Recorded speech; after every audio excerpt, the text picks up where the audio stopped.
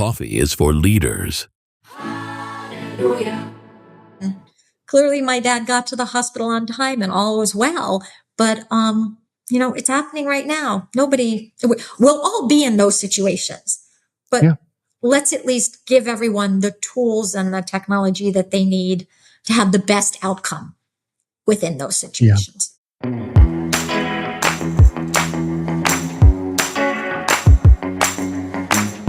Gwen, thank you so much for coming on this show. It's great to have you. You're the CEO and founder of GoAERO, which is a $2+ million global emergency response competition supported by RTX, NASA, Boeing, and Honeywell, among others. It's incredible. Give me a sense for why you founded it, how you became the CEO. What's your story up to here?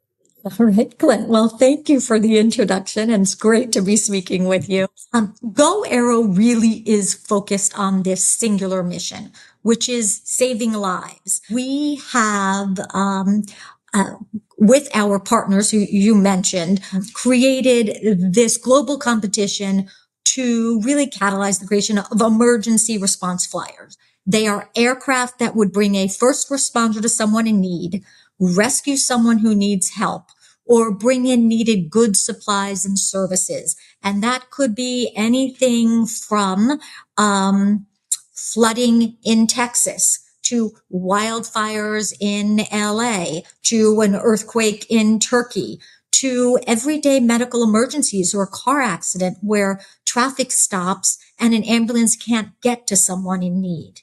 And so together with our partners, with NASA, with Boeing, with RTX, with Honeywell, with 30 different aerospace and first response organizations around the world, we have put together the GoAERO Prize. You had asked how this started, and it was from a very personal event, but one that is truly applicable worldwide. I was with my parents several years ago, and my father started having chest palpitations. And so we called the ambulance, we called 911. The ambulance came. He got into the ambulance, and I followed in my car behind the ambulance. And it was a beautiful day. The sun was shining, but there was a whole lot of traffic getting to the hospital. And I remember in my car, trailing the ambulance, saying over and over again, please move, please move, please move. And I thought at that moment that this was ridiculous, that anybody could be in this situation when we did not need to be. And that the situation that I was in was not unique at that moment in time. And now, as we are speaking, there are hundreds of people, perhaps thousands of people around the globe saying, please move, or please get my loved one to the hospital. And so given that we are truly in this golden age of aviation, where there's convergence of so many breakthrough technologies, which I'm happy to, list or speak about should you wish.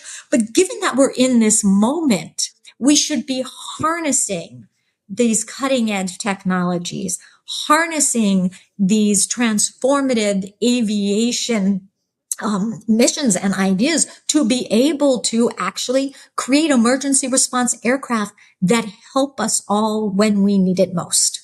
And that's how it all started. We were very fortunate to be able to bring on some of the most phenomenal partners in aerospace and first response. And I think that we were able to do it because the underlying mission resonates with everyone. Yeah, tell me your pitch to these incredible partners and what got them excited to be so involved. So our first partner that we brought on was Boeing, and we had met with the chief engineer, CTO at that time, John Tracy. He was a big supporter of us. Then he retired. Greg Hyslop came on as the chief engineer, CTO. also really rallied behind what we were doing. And now we work with Howard McKenzie, who is there, who has been a phenomenal partner.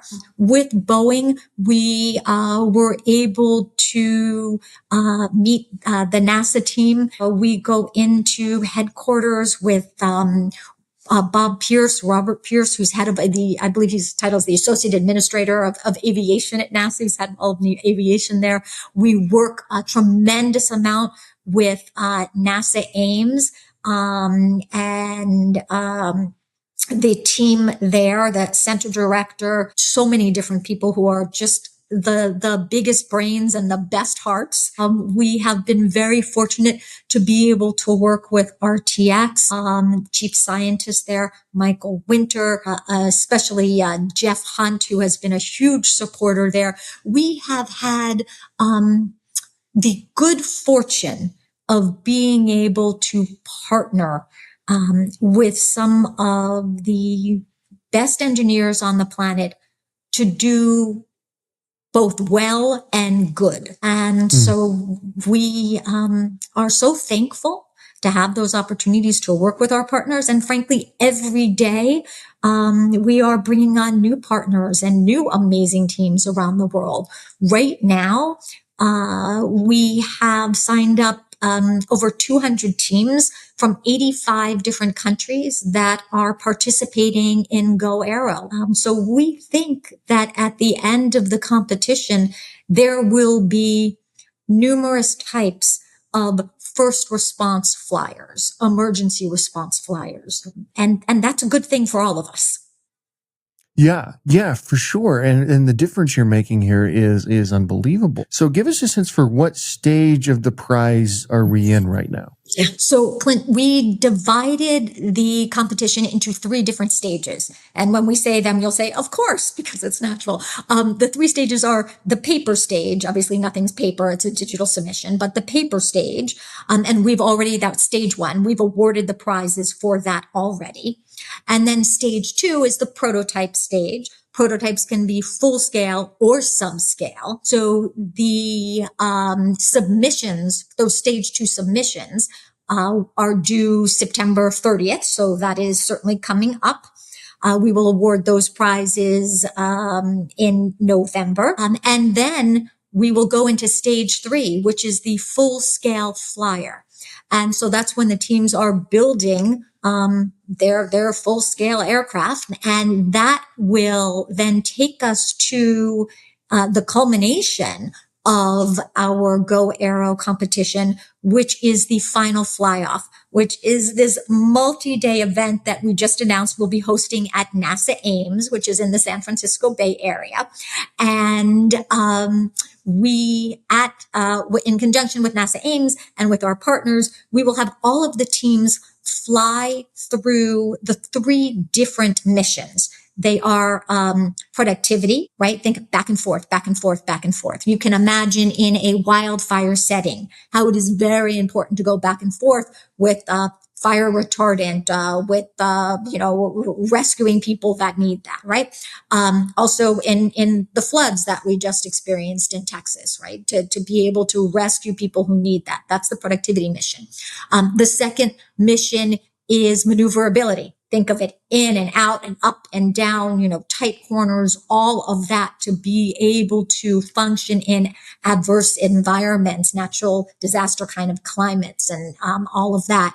And so that's the adversity mission. And then the third mission that's the maneuverability mission. The third mission we have is adversity. Think high winds, low visibility, bad weather, all of the things that you would expect in, whatever Mother Nature throws at us. And so we have prizes for each of those missions. We also have an autonomy prize. We have an RTX disruptor prize. And then, of course, we have a $1 million grand prize for the team that does the best in those 3 missions. And teams can decide to participate in all of the missions or focus on just 1 or 2 of the missions. And I guess that gets to the point that competitions are a phenomenal way to have a very frothy, robust seeding of a new industry, right? Because success for us is that it's not that there's just one grand prize winner.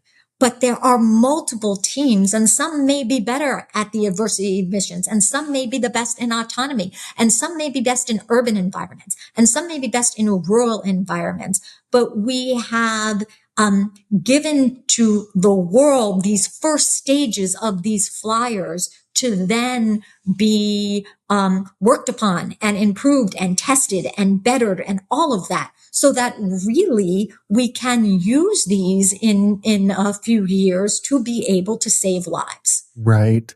So tell me, before this, you were doing Go Fly, and you were doing that since 2017. Give us a sense for Go Fly and what you were doing there. Yeah. So Go Fly was our predecessor competition. That's right. Go Fly was focused really on recreational vehicles. And it was very early. It was before people were publicly talking about flying taxis and all of that, right? We started working on that in 2015. We launched the competition in 2017. And it was about using these transformative technologies that I spoke about earlier, to kind of develop new ways of flying and moving. And some of these technologies are directly applicable to what we are doing in GoAERO, right? Some of these are the technologies that you see every day, right? Electric vehicles go further and faster than they ever did before because the increased performance of batteries and capacitors. There's the sense and avoid technologies from the drone world, configurations that make, previously unflyable parts fly. You have 3D printing, you have 3D metal printing, other types of rapid prototyping, which allow those outside the confines of enormous company to actually be able to build, as opposed to having to be embedded within a large company. It opens up, it is the tools to allow creators around the world to be able to build. And I can go on and on about those other technologies, but really what happened is they came together and we thought, oh, we have the ability to make people fly in all new ways. We should do this. And that was really how it started. So what does a typical day look like for you as CEO? Well, what does a typical, there's not much typical about any day. We are generally, on the road on an airplane almost every week. We are meeting with partners. We are meeting with teams. We are, speaking and engaging, because GoAERO is not only trying to catalyze the build of this technology, but we're also trying to create the ecosystem. Because in emergency response right now, there's no real one singular buyer of emergency response aircraft. Some of it's done at the locale, a very local level, municipalities, localities. Some of it's done at FEMA. What's done in the US is different than what's done in Spain, which is what's different than what's done in Australia. And so, we are trying to, with, governments, whether that's local or national governments, with the regulators, with the large companies that are our partners, with universities, with our teams, we're trying to bring everyone together to not only create these emergency response flyers, but also to create the framework for them to be able to be deployed, so that after the competition, they're eventually in use and they are saving lives. And so that is a long way of saying there is no typical day. We are really all over the place. We are supporting our teams. We are mentoring our teams. We are bringing on new partners. We are helping to create this ecosystem. And we are constantly speaking and doing and going and trying to make this happen for all of us. Well, it's really interesting because what you're doing is building this community who all cares about this and wants to chip in and wants to make a difference and an impact. What have you learned about building communities that, may be applicable to other CEOs and people who are listening or watching this? Look, building a community is difficult all the time. We are lucky in that what is important to us, our mission, is something that everyone can understand, everyone can relate to, right? When I was behind that ambulance, it was me at that moment, but you understand it, your colleagues understand it, your friends understand it, right? We all want that. We all, in our best selves are humanitarians. We want the best for the world. We want the best for each other. So we are able to, easily, well, nothing's easy. Nothing is easy, but we are, our mission is such that people understand it and they see the worth of it. And it really is a combination of business, of getting people to see the real need for what we're doing. And frankly, let's be clear, we are helped by simply turning on a screen and seeing what's going on around the world. It seems as if, there are natural disasters, all the time. There are always natural disasters. And frankly, everyone we know, unfortunately, has moments where there's a medical emergency with people that they love. So we are highly relatable, and yet, it's exhausting for everybody that, our team, our partners, it really, nothing is easy, even though we know we're all doing the right thing. And I think that that's part of, building that community, coming together so that, we help each other build. What are some of the technical challenges you're finding that these teams are running into as they're building these autonomy-enabled emergency flyers? And what innovations are coming out? Is AI helping in any way? Like, what are they bumping into that's becoming like a challenge? Everything is tough, right? It would be difficult to build something that stays on the ground. We're adding gravity to that in its most simplistic form, right? Everything is difficult. So, there are teams that have approached the competition where they are designing everything from scratch. There are other teams that have approached the competition where it is really an integration challenge. So they are taking the best of what is out there in the different areas and integrating it into a whole new way. We have teams that are building their from scratch, their whole new airframes, and we have teams that are using existing airframes and changing them around to work for the missions that they find are most important for them. And so there is no one area that is singularly difficult. It's all difficult. It's all a challenge. If it was easy, you would not need the consortium of partners that we have and a prize and several millions of dollars in winnings to spur the innovation, because everybody would just do it. Then there's also the opportunity to integrate burgeoning technology in actually emergency response and fielding the calls and anticipating natural disasters. And so they're really, for us, we look at it and see so many different ways, from actual construction of our vehicles and what we're doing, to best pathways to flying, to getting the call in and streamlining the types of help that are needed, and to get it to the people who need it as soon as possible. And that's all really, and these are things that we and our teams work on, but there's also a ton of innovation happening around us in our sphere, right? Our competition is not specifically concerned with how those first response calls are routed or anything. And yet there's tons of work going on in that area.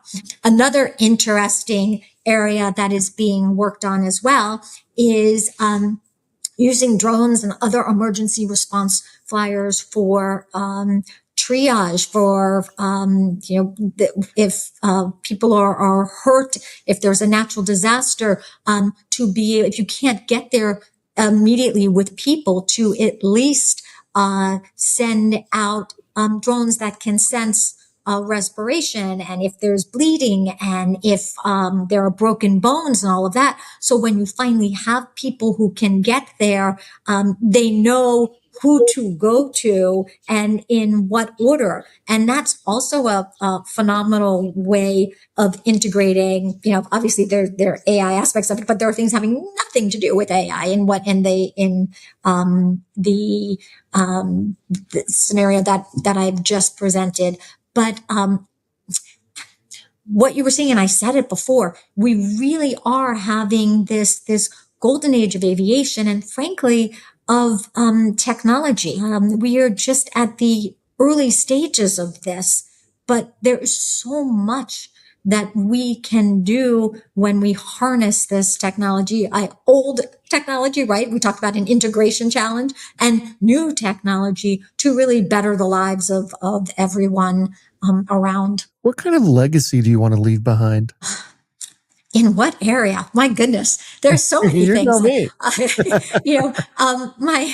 My dad lives by this philosophy that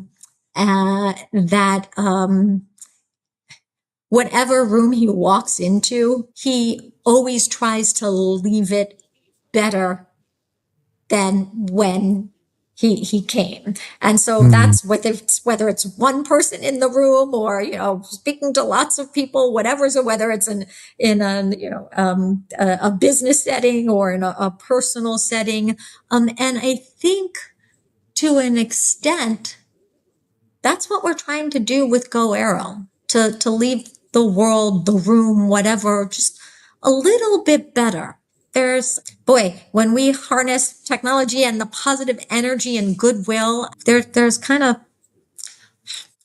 it's the right thing to do, and it's something that we all need. So I guess the legacy is to leave the world a little bit better, and to ease people's burdens, and to make sure that nobody has to say, please move in a car again. Clearly my dad got to the hospital on time and all was well, but it's happening right now. We'll all be in those situations, but let's at least give everyone the tools and the technology that they need to have the best outcome within those situations. Yeah. Finally, we end every interview with the same question, and that is, at CEO.com, we believe the chances one gives is just as important as the chances one takes.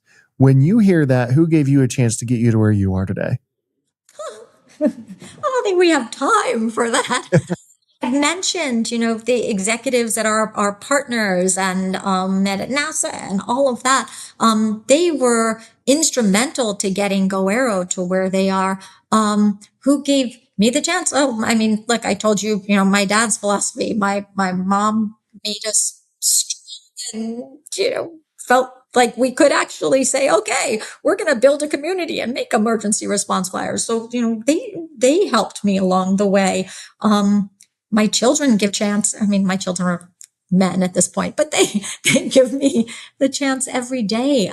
Our team, everyone involved in GoAERO, they've stayed with me from GoFly to GoAERO. We've never lost anybody, right? That's incredible. We don't have anybody who left. It's still the same team, because we so enjoy working together, because we give each other the chances all the day, because we believe in the mission. My goodness, I'm given chances every single day. The teams who have decided to build and join and spend several years of their lives doing it are the people who guide us at the FAA. Friends, I don't think, I think I'm very lucky. I go through life with people who give us chances to do well and to do good every day. And we don't always get it right, but we certainly try. Gwen, thank you so much for coming on. Thank you for what you're doing, for the difference and the impact you're making in the world. It really means a lot to have been able to talk to you. And however we can support, we will. And thank you so much. Thank you, Clint. Truly enjoyed speaking with you. And I look forward to continuing our conversations in the months and years ahead. Me as well. Thank you so much. Take care.